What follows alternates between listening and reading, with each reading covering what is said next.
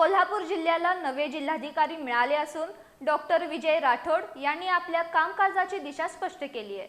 न्याय, बंधुता आणि समता या त्रिसूत्रीवर आधारित प्रशासन चालवण्याचा निर्धार त्यांनी व्यक्त केला।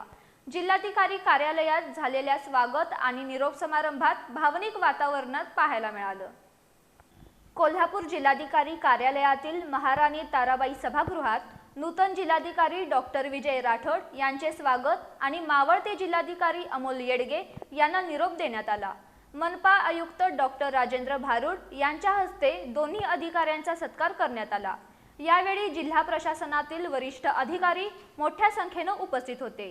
यावेळी बोलताना डॉक्टर राठोड यांनी राजर्षी छत्रपती शाहू महाराजांनी दिलेल्या न्याय, बंधुता आणि समता या मूल्यांवर आधारित प्रशासन चालवणार असल्याची ग्वाही दिली।